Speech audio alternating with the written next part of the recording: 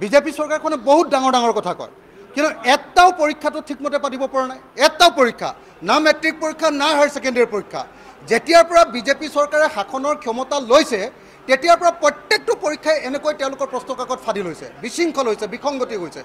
গতিকে এই প্ৰশ্নটোক লৈ আজি ৰাইজৰ দলৰ সদস্য হিচাপে, বিধায়ক হিচাপে মই আজি এটা সভাস্থগিত প্ৰস্তাৱ আনিছিলোঁ ৰুল 56ৰ অধীনত, আৰু এই প্ৰস্তাৱটো আলোচনাৰ কাৰণে প্ৰথমতে এডমিছিবিলিটিৰ ওপৰত কথা ক'বলৈ দিয়া হৈছিল, সেই সম্পৰ্কে কথা কৈ থকা হৈছিল।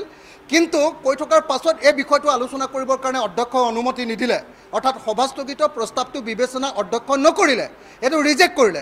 আৰু ৰিজেক্ট কৰাৰ কাৰণে আমি ইয়াৰ বিৰুদ্ধে আমি ৰাইজৰ দল আৰু একেলগতে কংগ্ৰেছ দলে আমি ঐক্যবদ্ধভাৱে আৰু আন বিৰোধীসকলে AIDF আৰু CPM-এ আমি আটাইবিলাকে অধ্যক্ষৰ সন্মুখত আমি ধৰ্ণা কাৰ্যসূচী ৰূপায়ণ কৰিলোঁ, অধ্যক্ষৰ সন্মুখত আমি প্ৰতিবাদী কাৰ্যসূচী গ্ৰহণ কৰিলোঁ, আৰু আমি দাবী কৰিছোঁ যে শিক্ষামন্ত্ৰীয়ে পদত্যাগ কৰিব লাগিব, অসম চৰকাৰে ক্ষমা খুজিব লাগিব।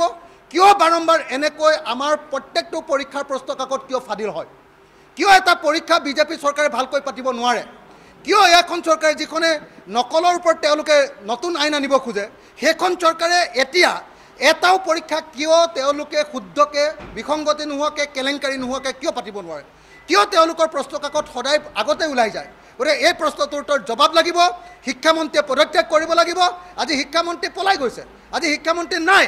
আজি কিয় সদনত শিক্ষামন্ত্ৰী উপস্থিত নাই? আমি কালিয়ে এই জাননী লৈ কালিয়ে বিধানসভালৈ আহিছোঁ, কিন্তু কিয় আজি শিক্ষামন্ত্ৰী উপস্থিত নাই? আমি শিক্ষামন্ত্ৰীৰ পদত্যাগ দাবী কৰিছোঁ, আৰু অধ্যক্ষ ডাঙৰীয়াক আমি বিনম্ৰভাৱে অনুৰোধ জনাইছোঁ এই বিষয়টো আলোচনাৰ কাৰণে অনুমতি দিব লাগে।